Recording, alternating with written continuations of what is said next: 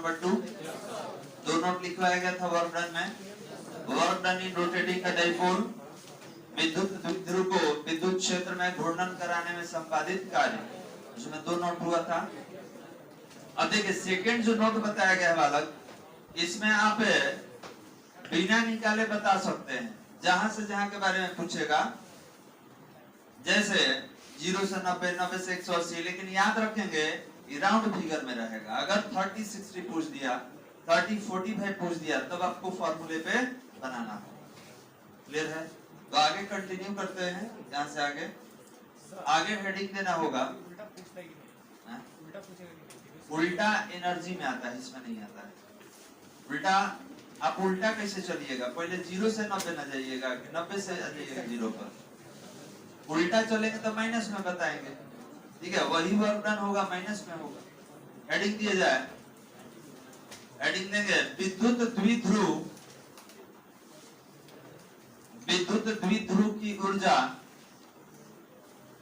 Heading दिया जाए विद्युत द्विध्रुव की ऊर्जा, विद्युत द्विध्रुव की ऊर्जा, विद्युत द्विध्रुव की ऊर्जा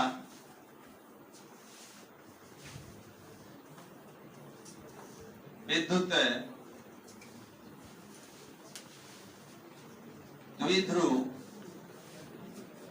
ऊर्जा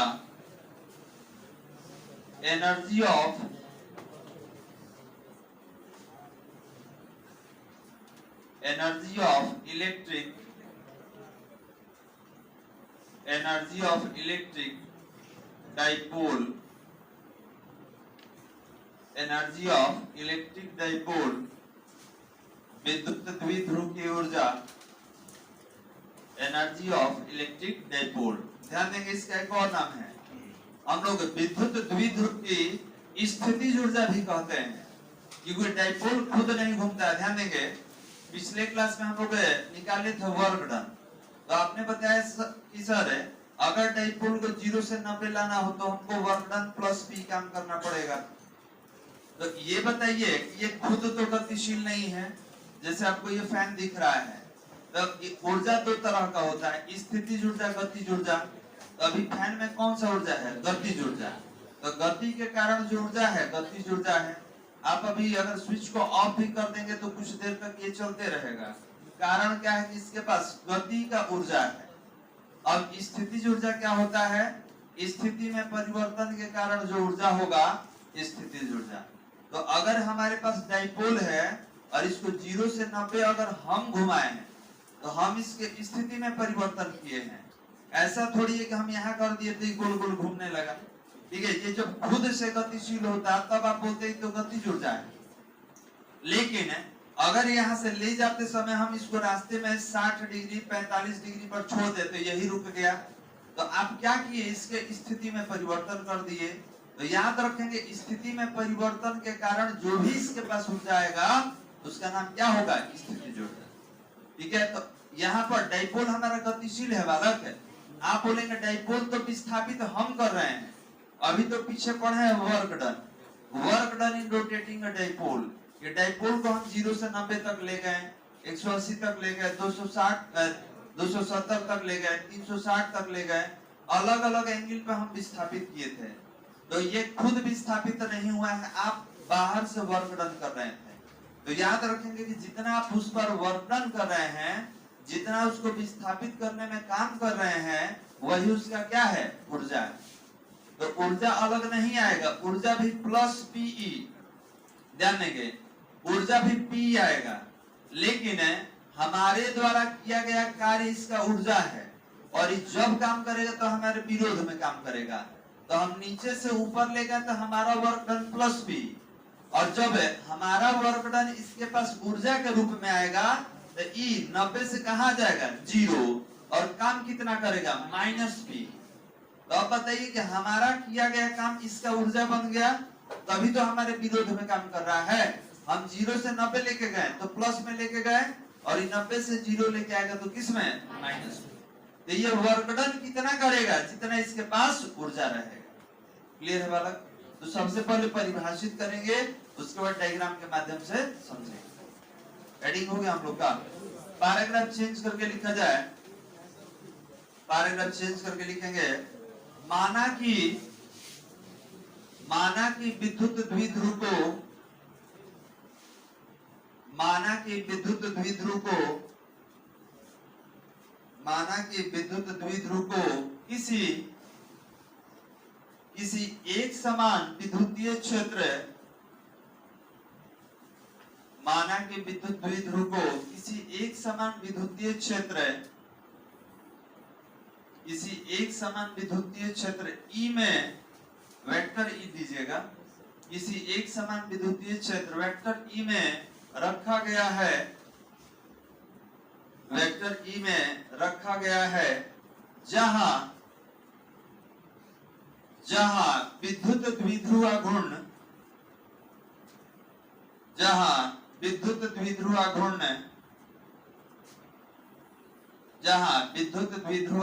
ब्रैकेट में वेक्टर P, जहां विद्युत द्विध्रुव घूर्ण ब्रैकेट में वेक्टर P,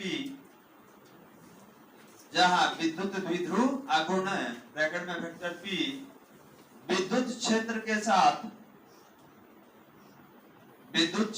साथ थीटा कोण, विद्युत क्षेत्र के साथ थीटा कोण बनाता है, विद्युत क्षेत्र के साथ थीटा कोण बनाता है। अतः बल आघूर्ण के कारण थीटा कोण बनाता है, अतः बल आघूर्ण के कारण, विद्युतीय द्विध्रुव,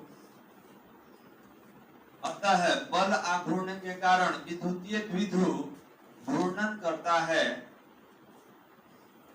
अतः बल आघूर्ण के कारण विद्युतीय द्विध्रुव घूर्णन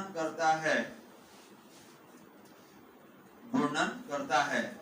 याद कीजिए पिछले क्लास में हमने पढ़ा था कि अगर कोई डाइपोल है तो विद्युत क्षेत्र में ले गए, इस पे कौन सा बल काम करता था? बल आघूर्ण। टाउ बराबर P sin थीटा, आपको याद होगा, अभी पीछे ही निकाले थे हम लोग। तो बल आघूर्ण काम करता है और यही बल आघूर्ण इसमें कौन सा गति उत्पन्न करेगा? घूर्णन गति। क्लियर है बालक? तो यहाँ पर हमने देखा कि जैसे ही विद्युतीय क्षेत्र में ले जाएंगे ये घूर्णन करना चालू करेगा। अब घूर्णन करेगा तो घूर्णन करने में वर्क डन हो जाएगा, और वर्क डन अभी पीछे पढ़े थे कि 0 से 90 चलेगा तो P, 0 से 180 चलेगा तो +2P, 0 से 270 चलेगा तो कितना बालक? +P, और 0 से 360 चलेगा तो 0। क्यों? विस्थापन 0 तो वर्क डन 0 हो जाएगा। हो गया बालक? देखिए आप क्या लिखे हैं, थोड़ा सा डायग्राम को समझा जाए। यही आपका डायग्राम है कि आप विद्युत क्षेत्र के साथ, बात नहीं, ये विद्युत क्षेत्र E है और ये तीव्रता का डायरेक्शन है और ये आपका डाइपोल का डायरेक्शन हो गया। और अगर थीटा कोण है और ये कोण कितना हम लिए हैं? 90, क्योंकि हमें 0 से 90 तो ले गए थे, लेकिन ये क्या हो रहा है कि 90 से फिर 0 पर आ जा रहा है। तो हमारे विरोध में काम कैसे कर रहा है? इसके पास ऊर्जा है तब तो काम कर रहा है। तो ये ऊर्जा कितना है? तो जितना इसको नीचे से ऊपर ले जाने में जितना आप काम किए हैं, यही इसका ऊर्जा बन गया, और ये क्या करेगा? आपके विरोध में काम करेगा। तो आप 0 से 90 ले गए हैं तो ये क्या करेगा? 90 से 0 लेके आएगा। पैराग्राफ चेंज करके लिखा जाए, लिखेंगे विद्युत द्विध्रुव को, पैराग्राफ चेंज करके लिखा जाए, विद्युत द्विध्रुव को 90 डिग्री से, विद्युत द्विध्रुव को 90 डिग्री से 0 डिग्री तक, विद्युत द्विध्रुव को 90 डिग्री से 0 डिग्री तक घूर्णन कराने में, 90 डिग्री से 0 डिग्री तक घूर्णन करने में लिखेंगे, घूर्णन कराने में नहीं, घूर्णन करने में संपादित कार्य, विद्युत द्विध्रुव को 90 डिग्री से 0 डिग्री तक घूर्णन करने में संपादित कार्य, और डैश दे दीजिए। अब देखिए संपादित कार्य और डैश दे देंगे। थोड़ा सा लैंग्वेज हम लोग चेंज किए हैं। अभी आपने बोला कि सर घूर्णन कराने और करने में अंतर क्या है, तो बहुत अंतर है। अगर घूर्णन कराया जाए इसका मतलब बाहर से आप बल लगा के उस पर काम कर रहे हैं, और घूर्णन वो खुद कर रहा है। घूर्णन करने में मतलब हम बाहर से कोई बल नहीं लगाए हैं, वो खुद काम कर रहा है। तो ये बताइए कि डाइपोल क्या है, नॉन लिविंग, ठीक है। जब तक डाइपोल को हम यहाँ से यहाँ नहीं ले जाएंगे खुद आ जाएगा, बालक नहीं आएगा। तो आप 0 से 90 तक ले गए तो आप काम कर दिए, और जितना काम किए इसका क्या हो गया, ऊर्जा। और इस ऊर्जा को प्राप्त करके ये आपके विरोध में काम करेगा। तो आप 0 से 90 लेके जा चुके हैं, अब ये विरोध में कहां से कहां लेके आ रहा है, 90 से 0। तो ये बताइए कि इसका ऊर्जा उतना ही होगा जितना आप काम किए हैं, ज्यादा तो होगा नहीं। तो इसका ऊर्जा उतना ही होगा जितना हम लोग वर्क डन किए, तो वही निकाल कर भी चेक करेंगे सर उतना ही आ रहा है कि नहीं।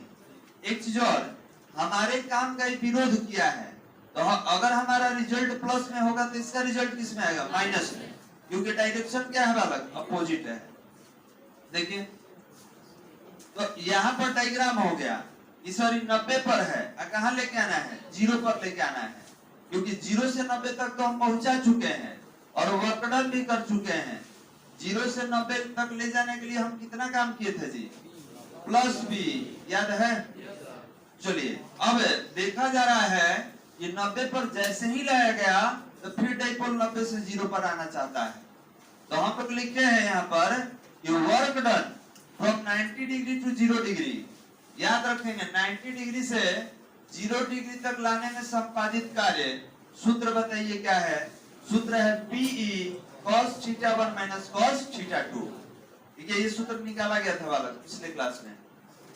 अब बताइए कहां से कहां तक लेके आना है, 90 से 0, तो θ1 90 और θ2 0, ये दोनों वैल्यूज में रखिए। तो W इक्वल टू PE पहले रख दिए cos 90 माइनस फिर cos 0। cos 90 का वैल्यू क्या होता है 0 और cos 0 का वैल्यू 1, तो ये हो गया W बराबर PE 0 माइनस 1। कोई दिक्कत बालक, अब 0 का कोई वैल्यू ही नहीं है, 0 में से -1 को माइनस कीजिए तो -1, -1 में से गुणा कर दीजिए कितना आ गया, -PE। क्लियर है बालक। तो आप डायग्राम बना के यहां से यहां तक लिखिए, डायग्राम बना के लिखिए। तो हाँ हेलो, अच्छा ठीक, अभी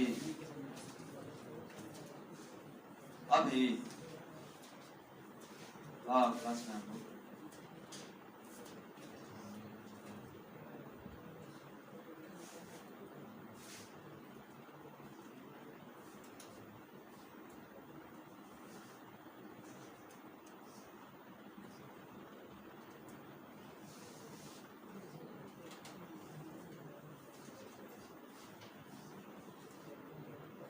डायग्राम बना के और समीकरण 1 तक लिखें।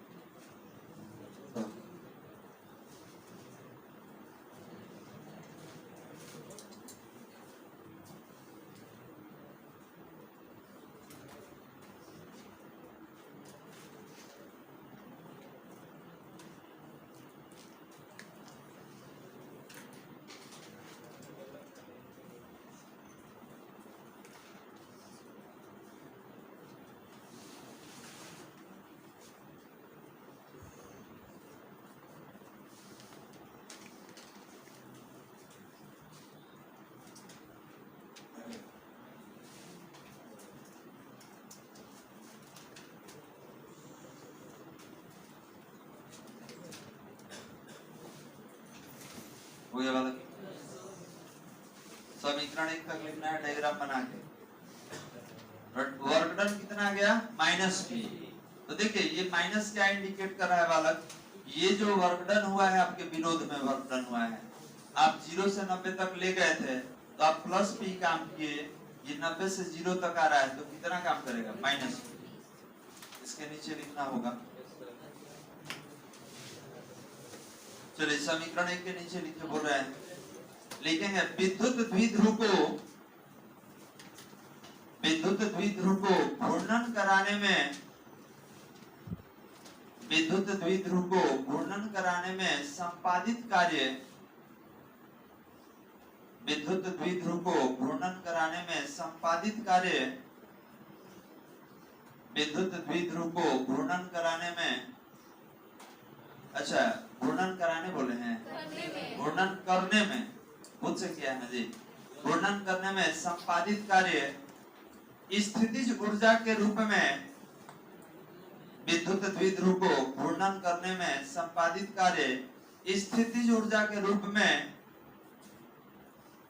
स्थितिज ऊर्जा के रूप में विद्युत द्विध्रुव में स्थितिज ऊर्जा के रूप में विद्युत द्विध्रुव में संचित हो जाता है। स्थितिज ऊर्जा के रूप में विद्युत द्विध्रुव में संचित हो जाता है। स्थितिज ऊर्जा के रूप में विद्युत द्विध्रुव में संचित हो जाता है। अतः और सामने देखिए द्विध्रुवा घूर्ण की स्थितिज ऊर्जा U बराबर -P, मतलब जो आपका वर्क डन है वही क्या है आपका ऊर्जा है। तो कौन सा ऊर्जा है स्थितिज ऊर्जा, क्योंकि स्थिति में परिवर्तन हुआ है। समीकरण नंबर 2 देंगे इसको लिख के। विद्युत द्विध्रुव की स्थितिज ऊर्जा U बराबर -Pe, U बराबर -Pe।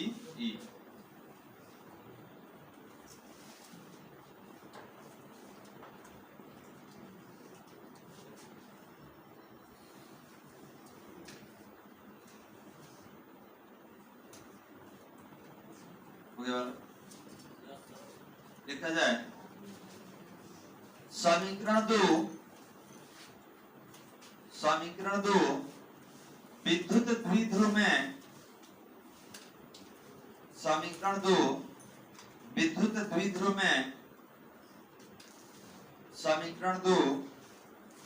द्विध्रुव में संचित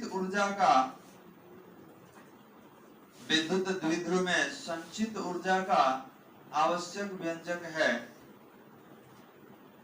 विद्युत द्विध्रुव में संचित ऊर्जा का आवश्यक व्यंजक है। संचित ऊर्जा का आवश्यक व्यंजक है। होने वाला चल अब यहाँ पे कुछ क्वेश्चन बनाया जाए। क्वेश्चन लिखेंगे, क्वेश्चन लिखेंगे।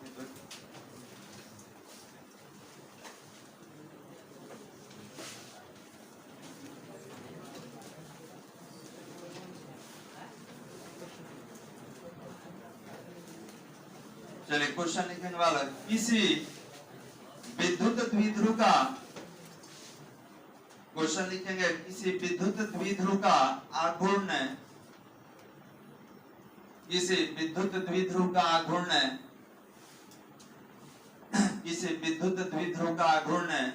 4 × 10⁻⁹ कूलम्ब मीटर है।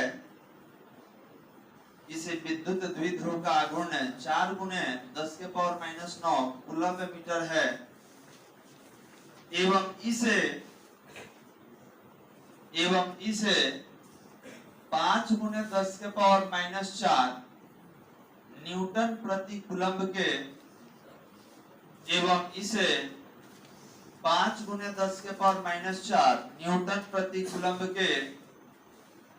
न्यूटन प्रति कूलम्ब के विद्युतीय क्षेत्र में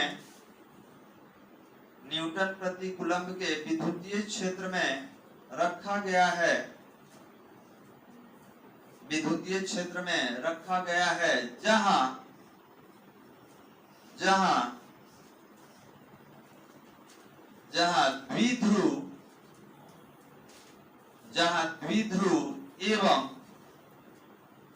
जहां द्विध्रुव एवं क्षेत्र के बीच 30 डिग्री का कोण है।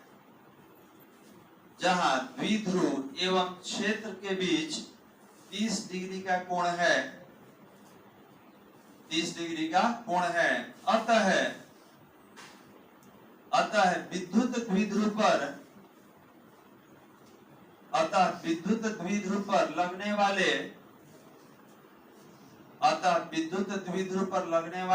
बल आघूर्ण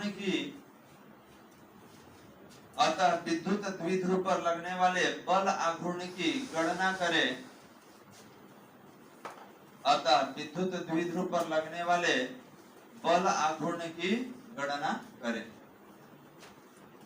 तो देखिए बालक सॉल्व कर रहे हैं। देखिए मात्रक दिया है कूलम्ब मीटर किसका मात्रक होता है? विद्युत द्विध्रुव आघूर्ण का। P हो गया। न्यूटन प्रति कूलम्ब किसका मात्रक होता है? विद्युत क्षेत्र की तीव्रता। और कितना कोण पर रखा गया है डाइपोल? 30 डिग्री पर। आज से कह दिए कि बल आघूर्ण निकालिए। अब इसका तरीका क्या है, मेथड क्या है? तो हमारे पास सूत्र है बालक निकालने का, ये गिवन डाटा में हो गया। अब यहाँ लिखेंगे सूत्र से, पीछे ही हम लोग पढ़े थे कि बल आघूर्ण टाउ बराबर क्या होता है बालक? P sin theta.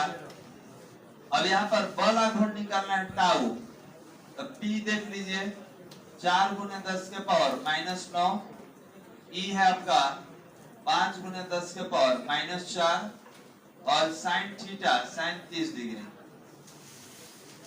टाउ बराबर 5 में 4 से मल्टीप्लाई कर दीजिए, 20 हो जाएगा।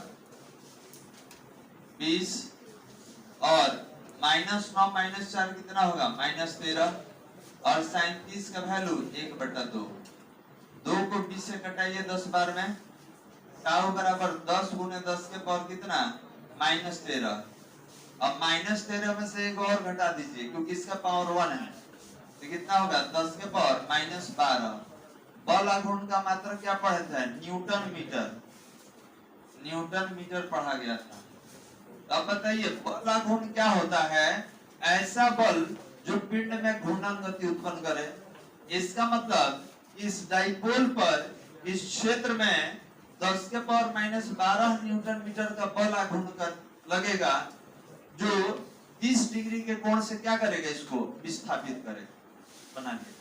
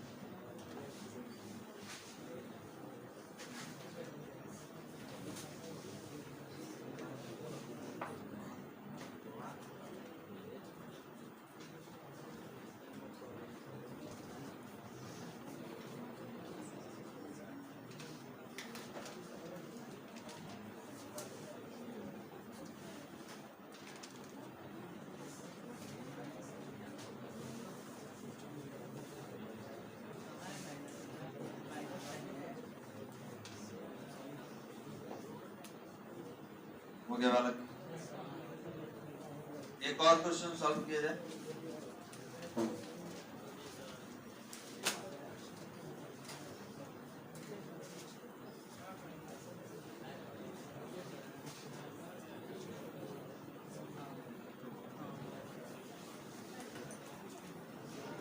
लिखेंगे 3 × 10 के पावर -8 कूलम्ब मीटर। क्वेश्चन लिखा जाए, क्वेश्चन नंबर 2, 3 × 10 के पावर -8 कूलम्ब मीटर विद्युत द्विध्रुव आघूर्ण को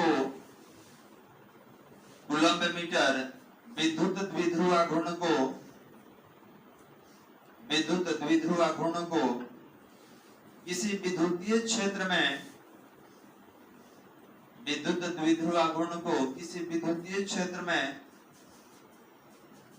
विद्युतीय क्षेत्र में 30 डिग्री के कोण पर रखा गया है।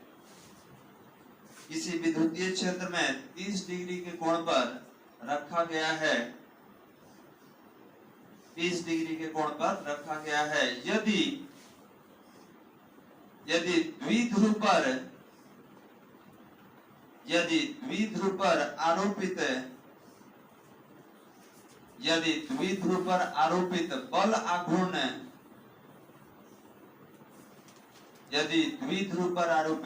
आघूर्ण 1.2 गुने 10 के पावर 3 न्यूटन मीटर हो तो यदि विद्युत द्विध्रुव पर आरोपित बल आघूर्ण 1.2 गुने 10 के पावर 3 न्यूटन मीटर हो तो विद्युत क्षेत्र की तीव्रता का मान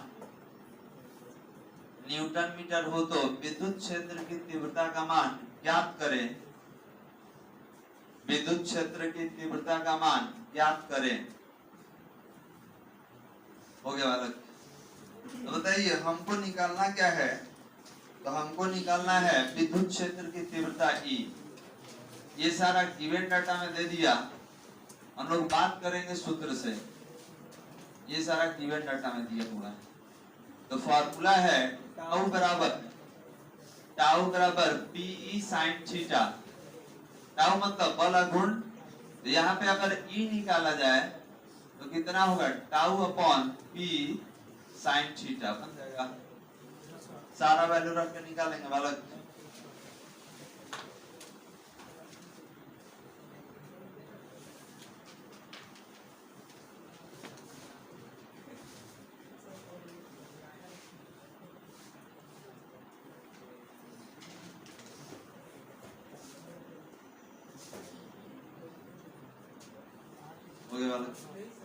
अब इसको सॉल्व करना है। सारा वैल्यू रखिए, सॉल्व कीजिए। इसको सॉल्व करके बताइए कितना रहा।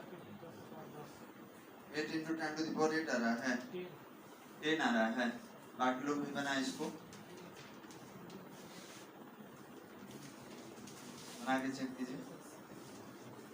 ये है आपका 1.2 × 10⁻3। ये होगा 3 × 10⁻⁻8 और sin 30 इक्वल टू कितना हो जाएगा बालक?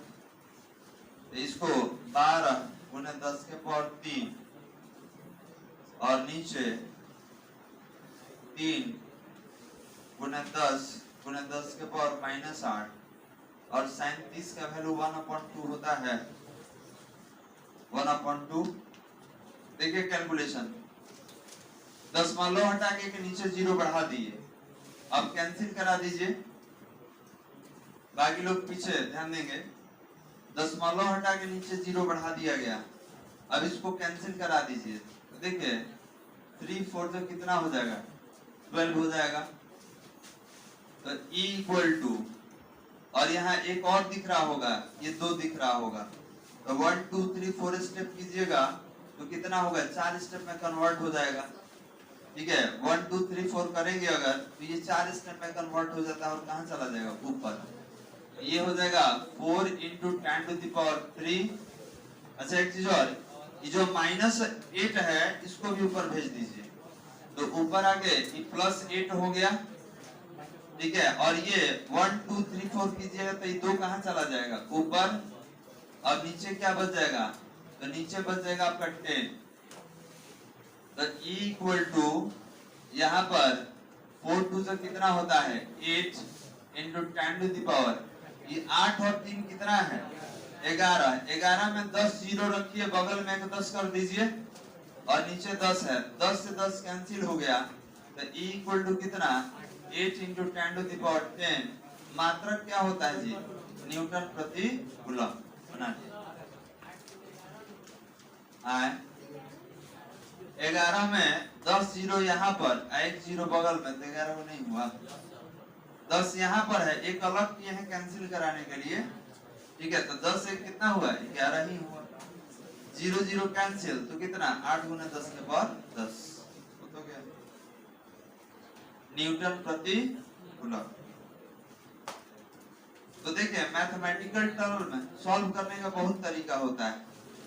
अब जैसे इसको हल कर ले, अब 10 हटा के इसमें 4 स्टेप में भी हम कन्वर्ट कर सकते थे। जैसे आपको बेहतर लगे इसको हल कीजिए। हो गया वाला। चलिए तो यहीं पे रुकते हैं। अब इसके बाद एक नया टॉपिक शुरू करना है जिसका नाम है विद्युतीय फ्लक्स। अगले क्लास में स्टार्ट करेंगे।